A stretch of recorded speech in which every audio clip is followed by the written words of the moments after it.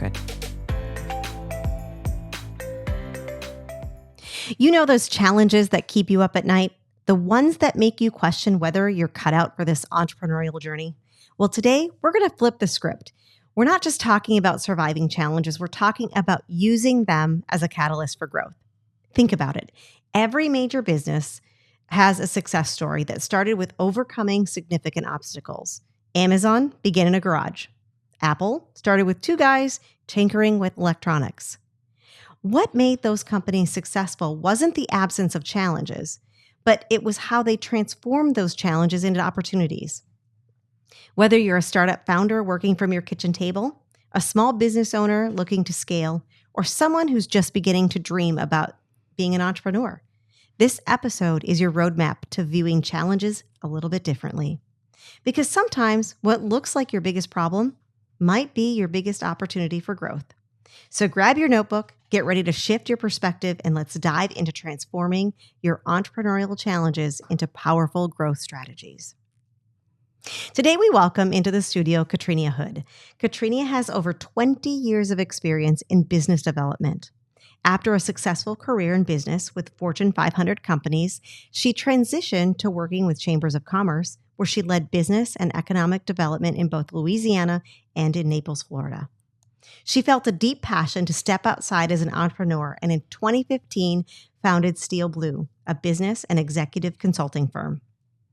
She serves on several boards and leadership councils and was also honored as Gulf Shore Business Magazine Women in Business, an inductee in Florida Weekly's Power Women, and a graduate of Leadership Collier and Cornerstone Class of 40 with Leadership Florida. A sought-after speaker on the topic of business and leadership development, as well as innovative strategies. Cotrenia has also been featured in magazines as well as hosts a segment, Building a World-Class Business on Wink and the CW. Welcome. Thank you. Thank you for having me. Your resume is like not even a resume, just your bio is impressive. Oh, thank you so much. Well, I'm very blessed to be able to do what I love, as you know. Yes, and I have been, Cotrenia puts on this fabulous, it's not a concert. Oh my gosh, Jennifer, get your stuff together. It's a conference. It's a day-long conference for women called Women of Steel. Yes. And it's amazing, empowering, uplifting, filled with knowledge. Yeah, it's an exciting time.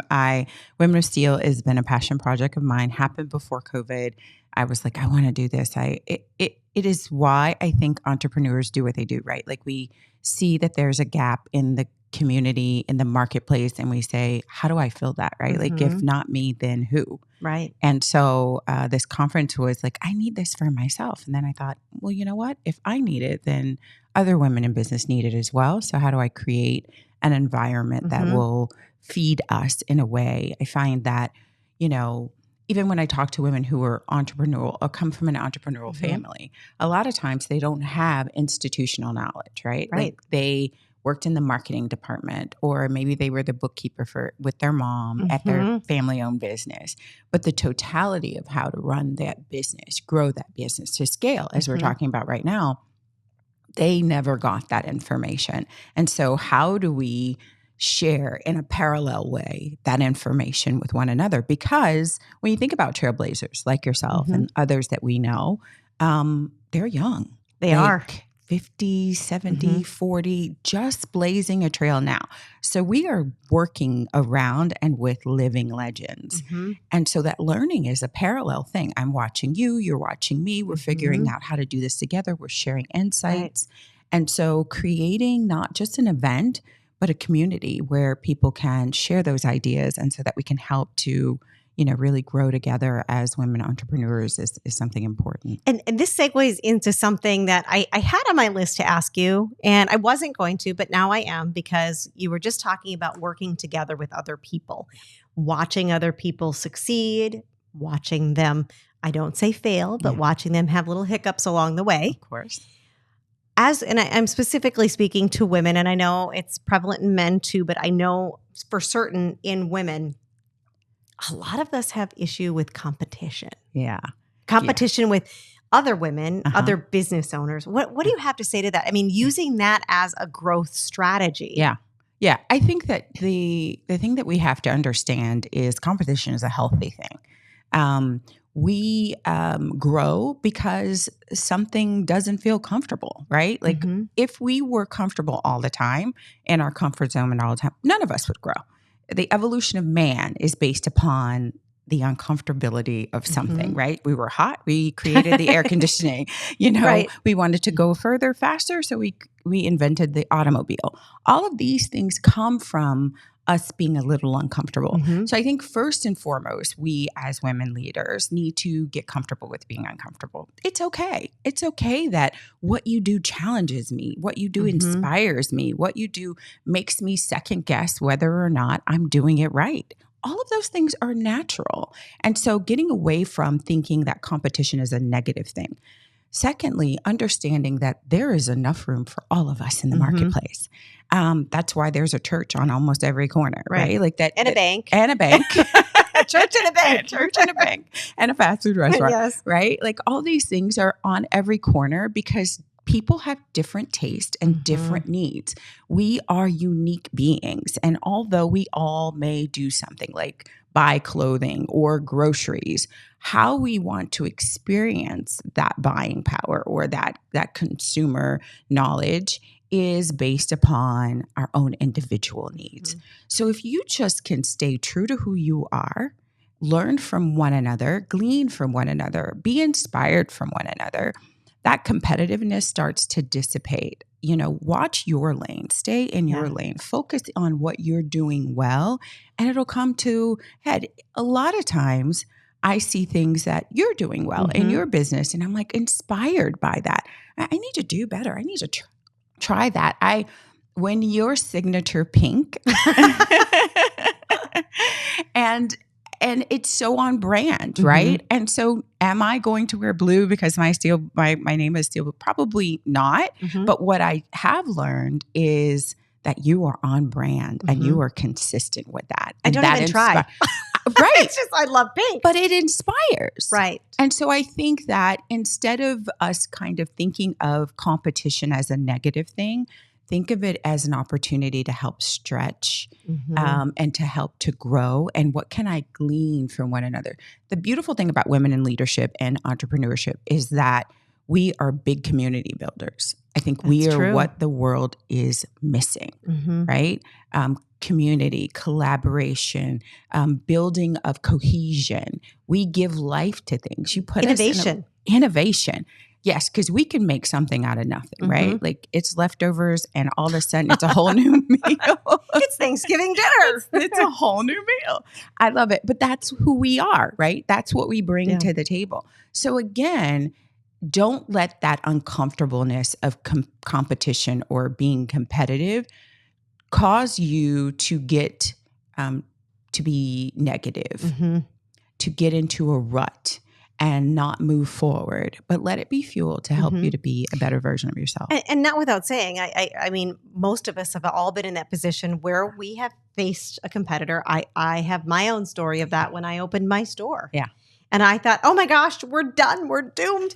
I had to have somebody from the outside come in and tell me, it's all good. Yeah. You're going to be fine. Like, why did I have to hire somebody to come in to tell me that I was going to be fine?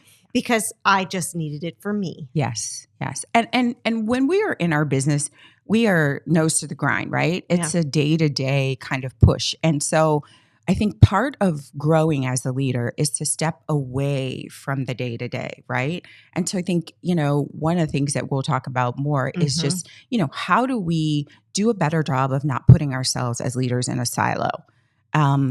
And that comes from being able to step away. So first and foremost, it's understanding your leadership style, right? Like what kind of leader am I and how do I get better at that? Where are my deficits and how do I hire people who help to fill those deficits? And then how do I hire good people? And how do I delegate to those good people? The hardest part of all of it. The hardest part is people think it's hiring, but it's not. It's not. It's delegating because it's your baby. Right. And so it's really hard to drop it off at daycare that first day. It is. I'm glad we're talking about this because one of my questions again is we're struggling. We're struggling because we are wearing so many hats in what we're doing. We're the cook, the baker, the candlestick maker. We're the bookkeeper. We do all of it. And you're saying back away a little bit. Yes. And indeed. take a look. Indeed. And I'm saying that so from a financial standpoint, first and foremost, you have to understand that you are the MVP of your company, right? You're the most valuable player in the company. And, on those times when we can really assess value proposition for our individual client employees,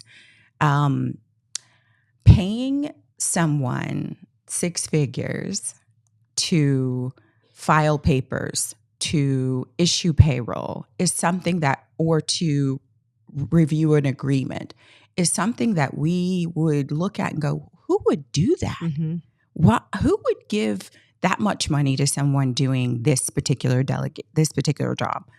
But when you, as a CEO, come down from creativity, come down from leading the pack, come down from setting and casting vision, come down from that execution and implementation to doing payroll, to going through inventory, you are then overpaying someone to do that job. Right.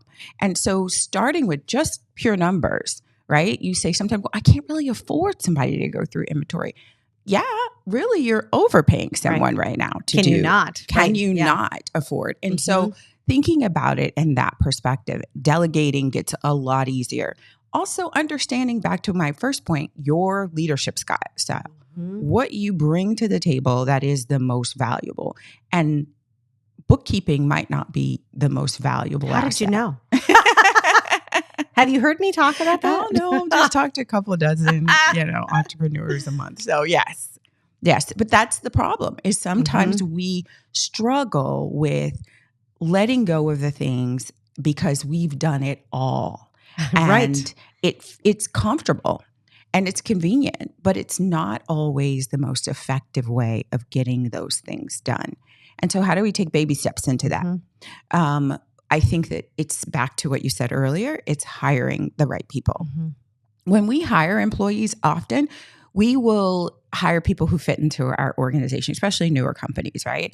We hire people who have the culture, who are, who make us feel comfortable, who are extremely confident. We hire those individuals because we know they'll bring something to the table that may be able to allow me to delegate to them.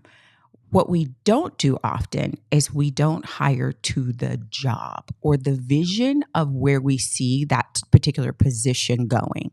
So sitting down before you even get to Indeed and really looking at that job description saying, does this align with where I'm taking this company? Before I post this, I don't want to write a job description based upon that person's personality or what the last person did in this role.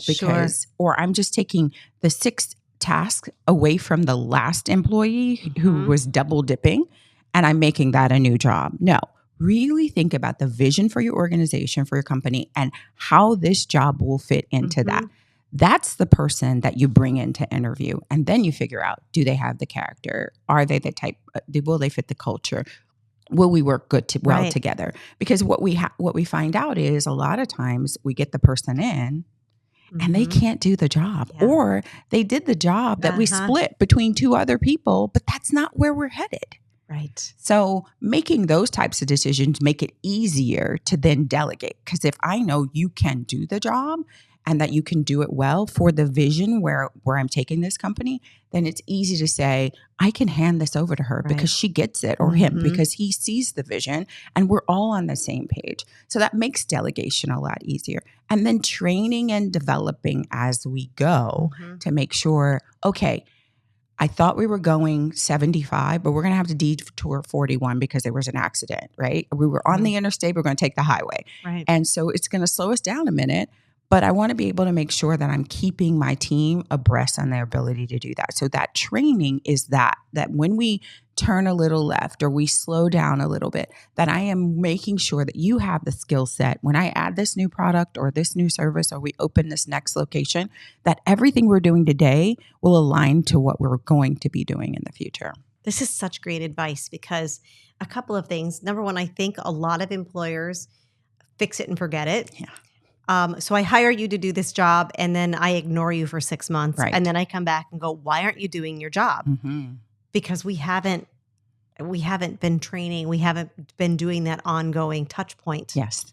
And a lot of times the reason why we aren't training is because we don't have policies and procedures that are consistent. Yes. Yeah. And or any at all. Right? Any at all. And so because we don't, we are relying on what would Jennifer do, right? What's in your head. And at that moment, am I going to be able to read your mind? No. Yeah. And so if those things aren't downloaded into manuals, into training policies, procedures, if they aren't downloaded into your CRM, like how you think should be modeled in your CRM, how would you be prompted to, with this particular customer? This particular customer brings this item to the table, let's say Starbucks, for example, and they know that most people who buy this particular latte also have this particular pastry. And so they are prompted to offer those things, right? So how do we download into our CRM how we think when we are at the register so that we don't always have to be there?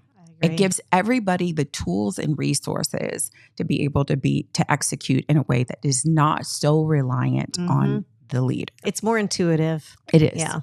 And something else, going back to you were talking about, and I liken it to having the right soul for the right role. Yeah. Yeah. Because a lot of times what small businesses do is they're in a hurry to hire. They have an empty seat. Somebody left and they're like in a panic. Oh my gosh, I need to hire the first heartbeat that walks in that door. Yeah. Doesn't matter anything. They're just going to hire them. Yeah. Or you get into your company a while and you start thinking about the person in the role versus the role itself. Yeah, indeed. And that can get you, it can get you in the weeds. And the other thing is I've seen, because I've done it. Yeah. Hiring people for their past experience. So just because you were in that role at XYZ company doesn't mean that you should have been in that role or that you knew what you were doing and now you're bringing all your bad habits to me. What are your thoughts on that? I think that, hiring is a tricky thing. I think it starts with understanding your organization, right? Like your org chart. And when you're thinking in a 5-year growth strat, and again, we're talking about growth strategies, right? So when you're thinking about 5 years from now, where do we want to see this company? And you look at that organizational chart and see those positions that fall into that chart. It kind of eliminates some of that. I'm picking people based on what they did over here because what they did over here may not fit in the model where we're going. I think that once you get your organizational chart and then those roles, it's hiring strategically. You don't want to hire a sales manager and you don't have a sales team, but it sometimes feels like if the sales manager can also sell. Yes. But you've hired an $80,000 employee who managed a team of 8 people, but never was boots on the ground. There hadn't been boots on the ground in 20 years. And so the strategy for how you go to market has totally changed.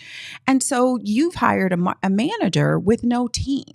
So really understanding this is the way our organization is set up, but where strategically do I need people in order to grow in the way that I know is sustainable?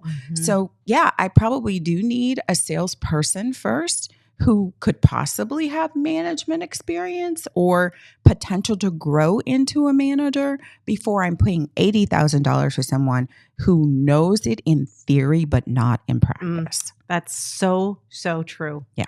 Very true. We're going to segue now into finances. Okay. And as small business owners, we've all heard this. We've all been up against it. Limited capital or cash flow issues. Yeah. How can we use that as a growth strategy? Yeah. So I always start with, liking it to like the carpenter's adage, right? That you cut before adding. So a lot of times when we're talking about growth strategies, people are like, oh, I need to open a new location. Yes. I need to add new products or services. We are only doing breakfast and lunch. We should be doing dinner. Like, I'm not doing enough of this, or I need to do more of that. And we think that growth strategy starts there, but it doesn't. It actually starts with your cash flow management. It's in how you manage what you have already in your receivables, in your payables, in your current inventory. I can't tell you the amount of businesses that I go in and we start talking about receivables and their billing cycle is off. It's like, Yeah. what do you mean you haven't billed this person in 90 days? Right. You know, what do you mean you have over $70,000 in outstanding unpaid invoices? Like, how did we get here? And so those things are like, why are we adding a new service when there's $80,000 sitting here in receivables? We don't need to add more work for the people who are already strained before we really think about where we're missing the mark. Then we think about payables. Most vendors, right, that you are buying in bulk from, that you are, using their service, even down to your banking, like there are benefits to buying everything in bulk from one vendor, right? And so are you negotiating your terms? Are you negotiating your pricing? I've been buying from you for 20 years. At this point, I should be getting a discount. Right. And so are we even considering those things? Have you actually talked to your personal banker about what your finances look like, your line of credit? Can it be extended? Have you talked to them about, we've been using our banking credit card, but we're not getting a rebate. Why are we not getting a rebate? How come I'm getting a rebate on my American Express or on my Discover card, but I'm not getting a rebate from a bank? Well, they issue them. So the question is, are you really working those relationships when it comes to people that you are paying? Are you paying people too soon or out of cycle for your business? So sometimes you have to look at your receivables, your payables, and then inventory. So that's another big thing. You have businesses who have shelves of inventory that they aren't using because the CEO or leader had a great idea. No, wait a minute. Are you talking about me? Not necessarily, but it happens often. Does. And so there's all this inventory sitting over here.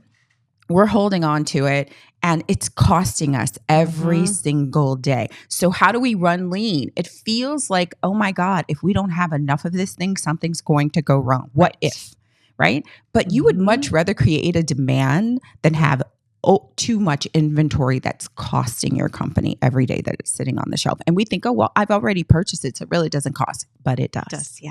But it does. So those are the ways that I think you start with cash flow management.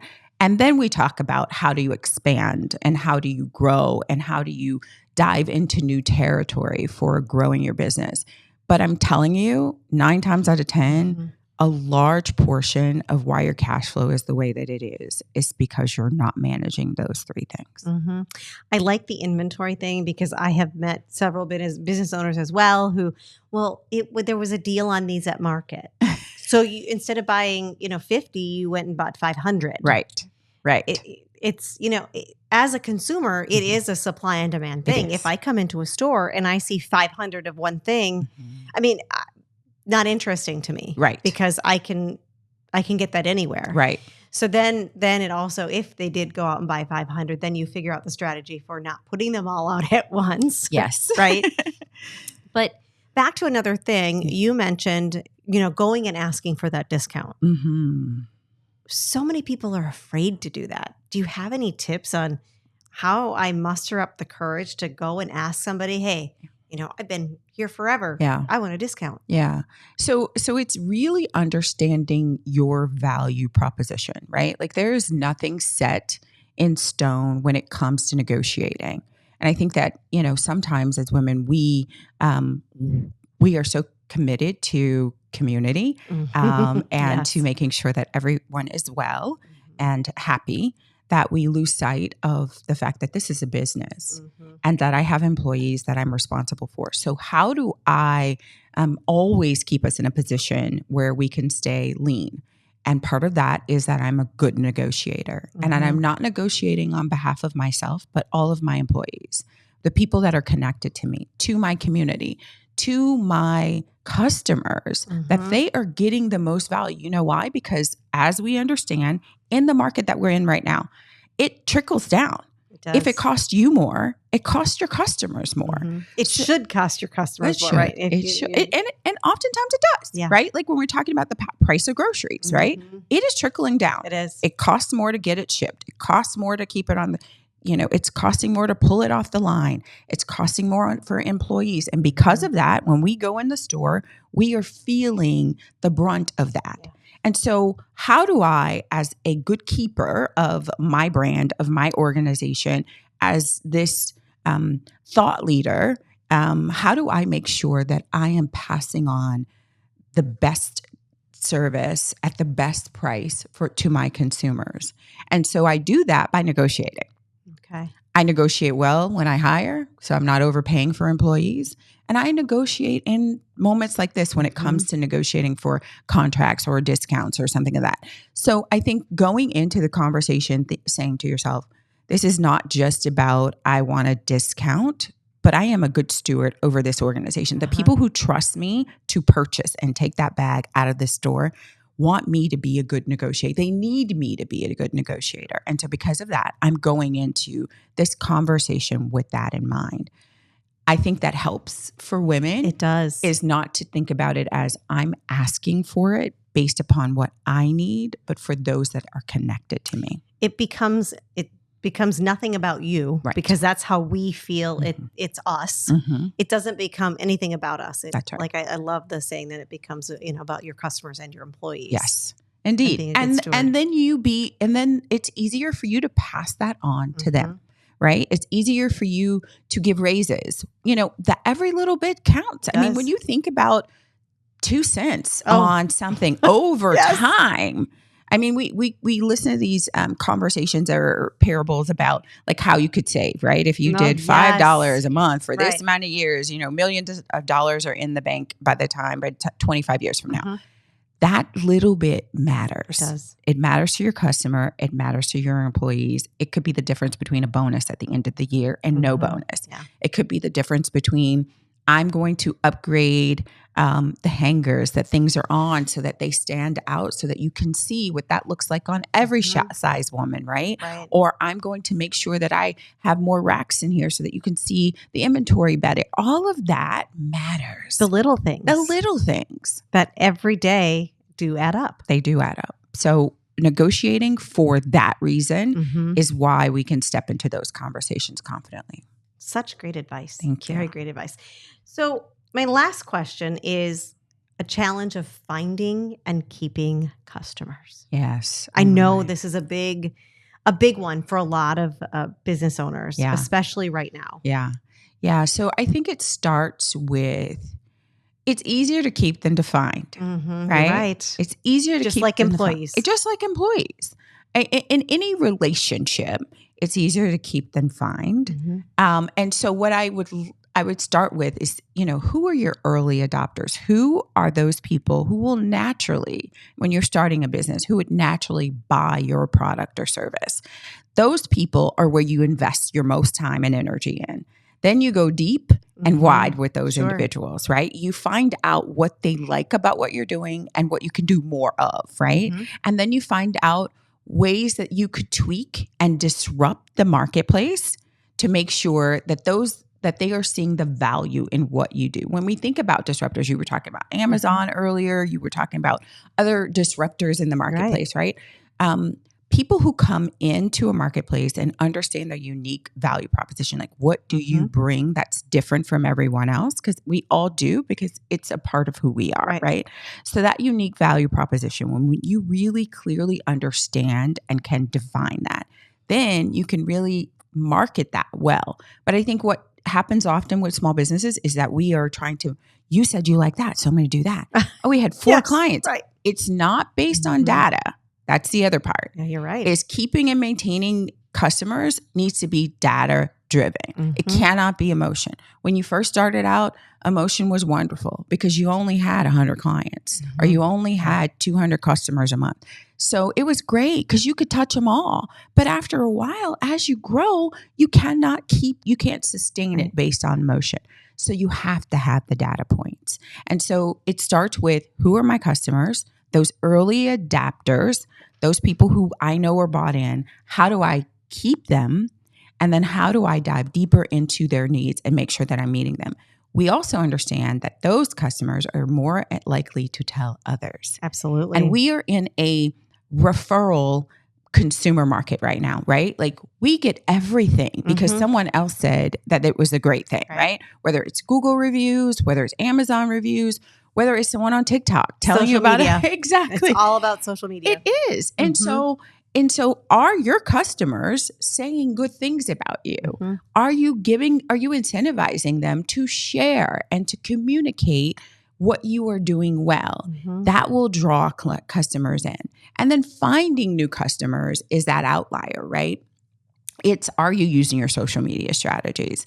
Are you making it easy for them to find you? Like, can I Google and find you, right? Yes. Is it difficult? If I pull up the name of your company, will 12 names come up before you, right? And then once I get to your website, how easy is it to do business with you? Because if I have 10 steps, there's a great likelihood that I won't do business. How do you translate views into transactions, and how easy is that translation?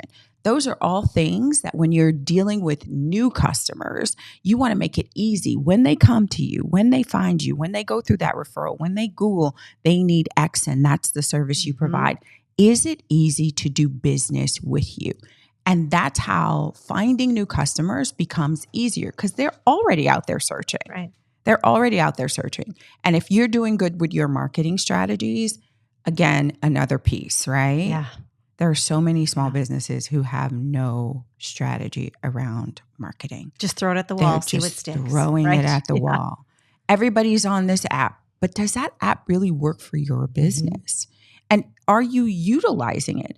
The most frustrating thing I can see in social media is that I'm following you on 3 platforms and I'm getting the same exact content on every platform.